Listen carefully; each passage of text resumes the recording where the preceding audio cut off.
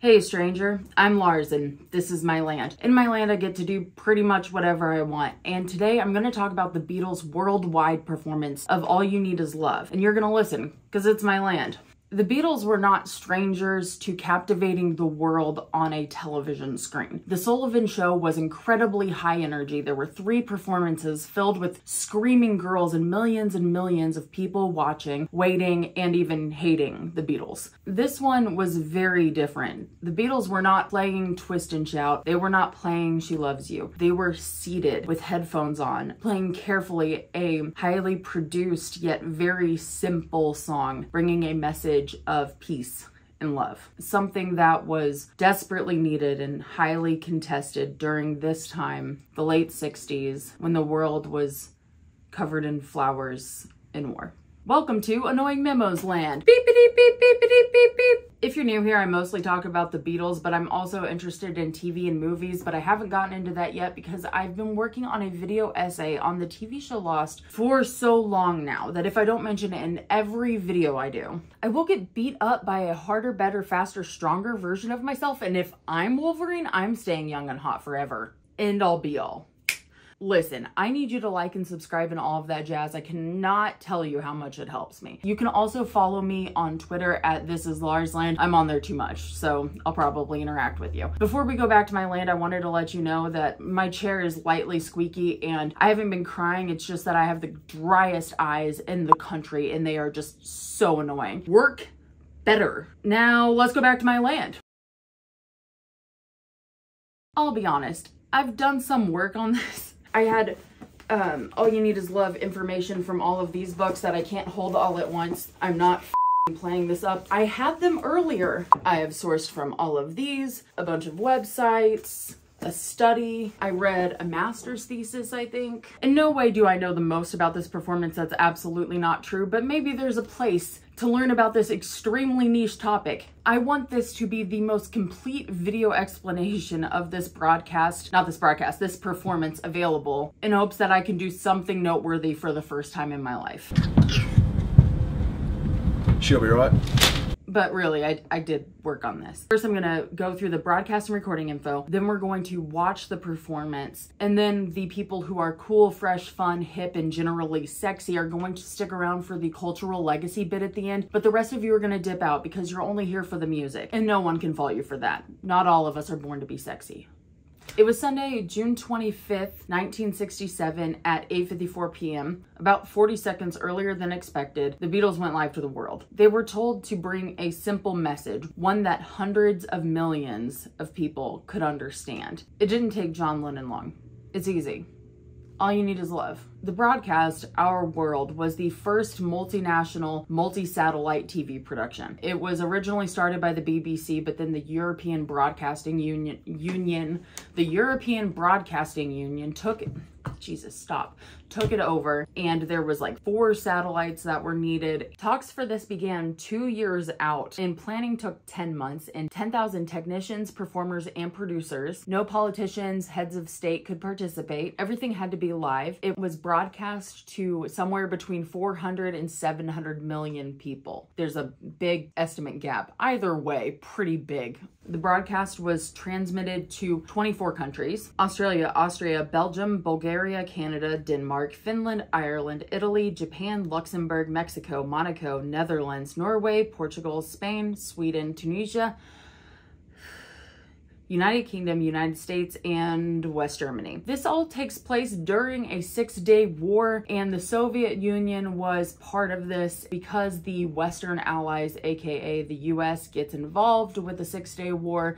Soviet pulls out of the broadcast, so they lose 6 countries. Therefore, Czechoslovakia, East Germany, Hungary, and Poland all pull out. So now they only broadcast to 24, but that is a huge portion of the world. The broadcast covered some pretty intense topics. Let's go through them. 1, it shows what's going on around the world while it's broadcasting, which is a big feat because they are switching satellites over each other technology stuff that I'm too stupid to understand. Then there's a big segment on overpopulation. There's a segment on achieving your best in physical fitness, and then there was an attempt at a world record. Then a segment on fine arts. So it's talking about theater, acting, fine art, painting, and then finally music, ending with a segment by, of course, the Beatles, followed by what other than space exploration. The 2-hour broadcast ends and everything had changed a little bit or a lot of it, depending on who you ask.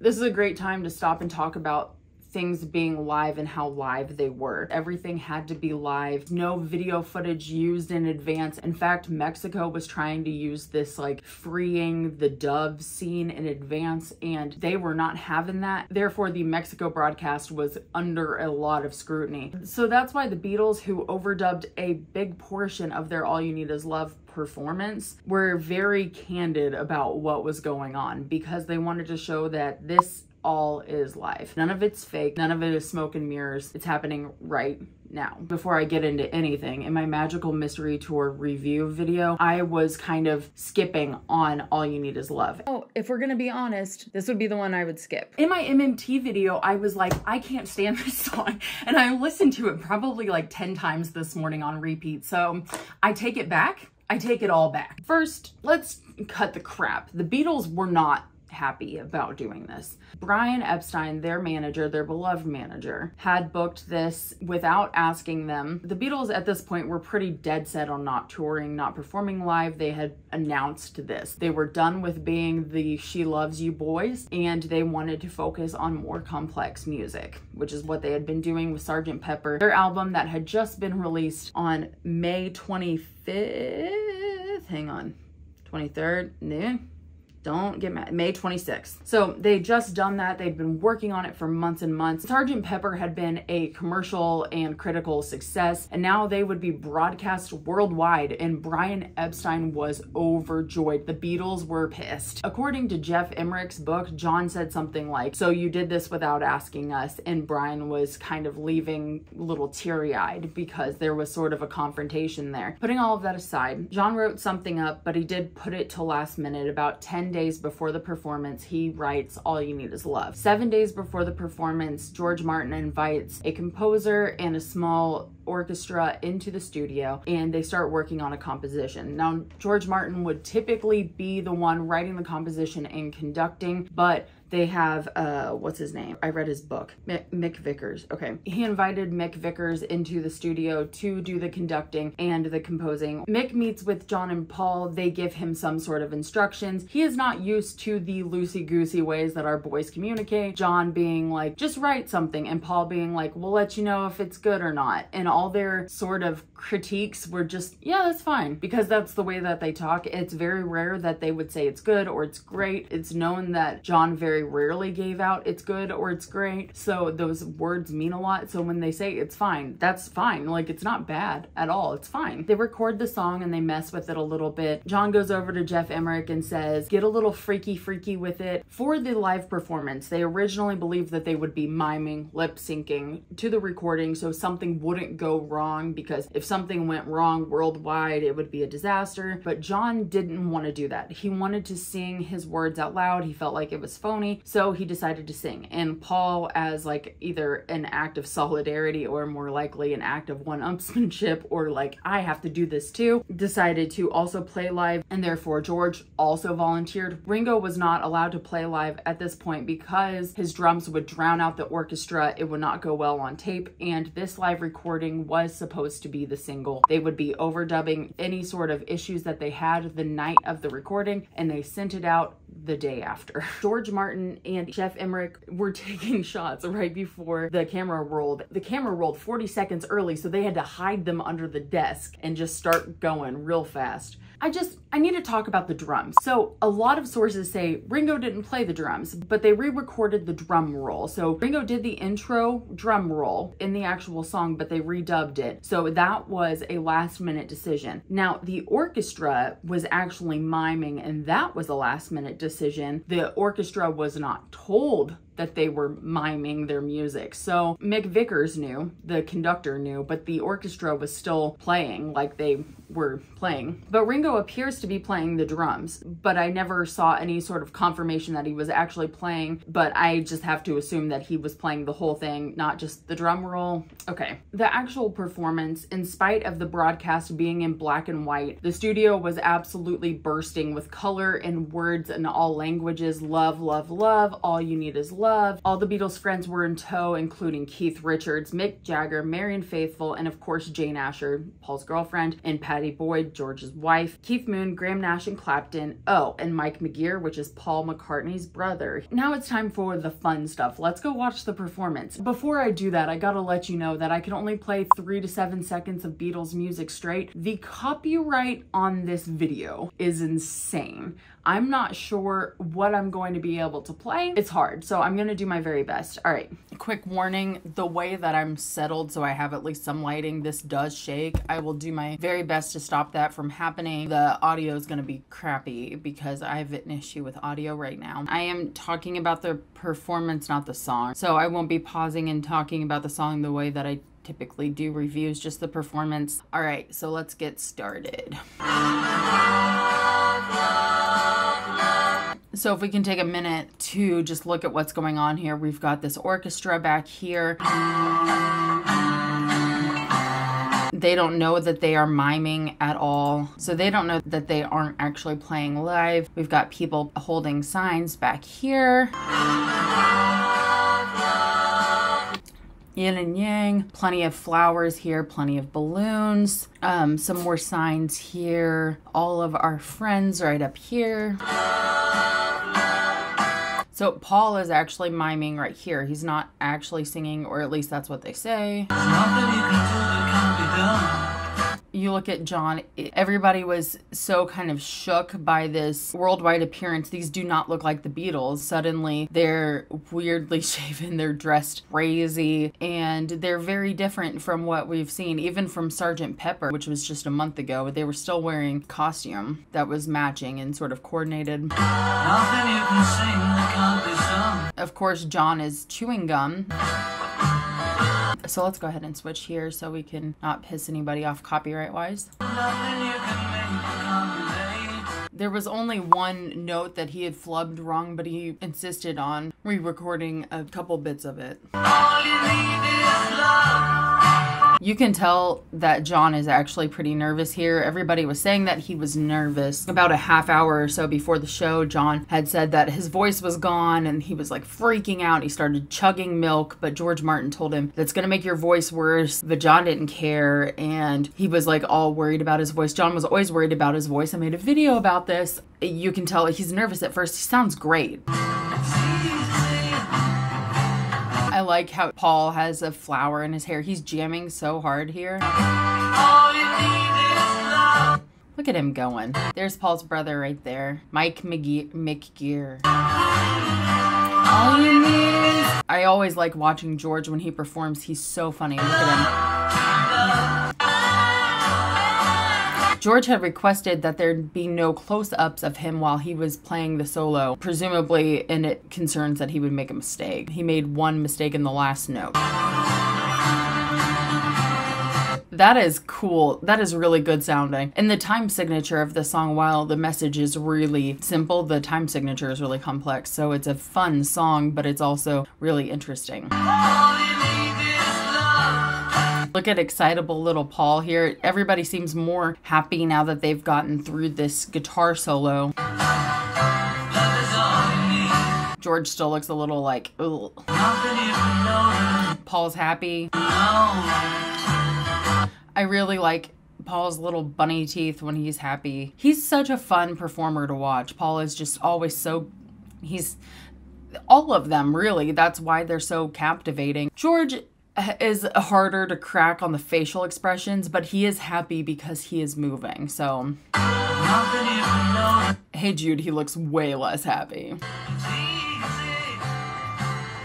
I like, this is so cute. I always like looking at when the Beatles look at each other. He's also chewing gum. The whole family is chewing bubble gum here. That's Mick Jagger. Jane Asher. Patty Boyd. Not sure which one that is. That has to be Mo Starkey, right? Or is that Marianne? I don't know. Or is that other blonde one not Jane Asher but Marianne Faithfull? I don't know the difference between them yet. I mean, I know they're different people, but I couldn't tell you from the back of them like I could tell you Patty. So here's the thing, when you can see John smiling, that's when you can feel like, look for it here. So Paul looks at John and they smile. Yeah. That had to be so scary, you know, knowing that you're in between. They don't actually know how many it was, but 400 million on the low side. So that had to be utterly terrifying. There he is. There he is, happy boy.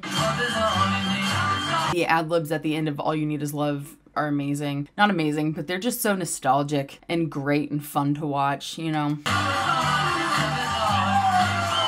So of course, listen to the Glenn Miller in the background. And of course, as everything is crescendoing up, we have people and their signs walking around with confetti falls from the ceiling. Everything is just very beautiful here. And the music is outstanding. John will sing She Loves You. It's a nice moment because it's not She Loves You. Everybody's happy to hear it. I don't know what to say. I don't know how to say it. It's so sweet. This is the Mick Vickers guy. I read his book. It's just captivating. It really is. Watching them, even in what, 420p. I mean, it's... Well, he's playing here, so we see that. So I guess in the crescendo, Ringo starts playing. Here's the lead into the performance. It is explaining what was going on and how the show started. This is Steve Race in the Beatles recording studio in London. I feel like there's so much shit that I forgot. Like, so he says not just a single performance, but a whole montage of performances here. And this is real great quality here. And then we've got George here looking very smart and fancy. Kill it. Oh, that was very good. Thank you, John. That's fine. I think that will do for the vocal backing very nicely. We'll get the musicians in now. And we'll do the last take. And then we hear Paul. Look at Paul and then John, George. Here's Geoff. There's several days' work on that tape for perhaps the 100th time. Here's Mal offering coffee here. Tea. The musical brain behind all. Oh, by the way, because I found this video on Facebook. I just want to say, I don't get on Facebook very often. Don't add me on Facebook. It's weird. It's creepy. I don't like that you looked for me. I don't like that people have found my full name. Do not add me on Facebook. It's not cool. It's only happened like a couple times, but a couple times enough for me to be uncomfortable. Just follow me on Twitter. I will interact with you there. You'll notice that the musicians are not rock and roll youngsters. The Beatles get... I like this. The musicians are not rock and roll youngsters. They get on best with symphony men. Ready? Let's go. So I guess that was probably John talking about his voice fucking up. It sounds wonderful.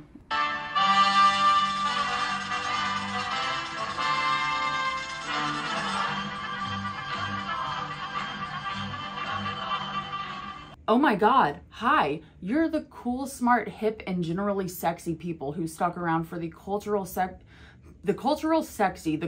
legacy bit of this video. You are looking hot as hell today. In seriousness, it is hard to deny the impact of this performance. Or you do. Some people say that there was no impact whatsoever, but the message of it's easy, all you need is love, love, love, love, was criticized later as being simplistic and naive and careless, but it was truly a revolutionary thought at the moment. So let's take into consideration what was going on in the world. So in one corner of the world, we've got this 6-day war. It's an Israel-Palestine conflict, and that is things going on that is directly impacting this broadcast. We have the Vietnam War, and then we have the Cold War, plenty of civil unrest, and of course something that we have to talk about is 1967 is the Summer of Love. There's the flower power and thousands of hippies flooding the Haight-Ashbury district of San Francisco with this message of peace and love and anti-consumerism and openness, and something that the Beatles fully grasp onto. Some people say in a form of self-parody, but others say in a genuine hope to change the world naively with the best of intentions or so. Even with this Summer of Love carefree movement, there was plenty of protests, protesting the Vietnam War, protesting all kinds of things. John was criticized by a lot of revolutionary movements, saying that he was promoting fascism by just saying it's all okay, it's love, love, love. It's not that simple. It is not that simple. My God, it is not that simple. Maybe it was a bit naive. Maybe it's a bit idealistic. Maybe they hear that and they think, well, that's true. If we all just approached each other with love and respect, then there would be no need for war. Thinking about things on a macro level, I don't think it's really fair to blame them for that. Come on, they're musicians. Worldwide beloved musicians, revolutionary, impactful, of the world musicians. But I don't know, who knows? Coming from these 4 boys from Liverpool, 3 out of 4 born during the Liverpool Blitz. Maybe they know a little bit about war. Maybe they know nothing at all. I guess who's to say? But I did find a study called the Grant Study. It was a 73-year something longitudinal study from Harvard Study of Adult Development. The study is remarkable and important for so many things, including covering alcoholism, financial success, and warmth of relationships, meaning love. They also found out that aging liberals have more sex. The director of the study, George Valiant, I think that's how you pronounce his name, he was the director of the study for 30 years. And he said that the biggest takeaway from the entire study was that the warmth of relationships has the greatest positive impact of life satisfaction. He says happiness is love, full stop. And in one of the articles I read, he even said the Beatles were right. John Lennon was right. All you need is love. Love is all you need. There's a quote that I saw literally everywhere in publications after 1995 from Ringo. We were big enough to command an audience of that size, and it was for love. It was for love and bloody peace. It was a fabulous time. I even get excited now when I realize that's what it was for. Peace and love, people putting flowers and guns. Love might not fill all of your needs. It certainly isn't all you need, but in many ways it is that easy. Love is all you need. And with all this talk about love, I want y'all to know that I love y'all so much. And y'all come back now, you hear? Bye. My sweet Lord. My Lord. My Lord. But it takes so long, my Lord. My sweet Lord.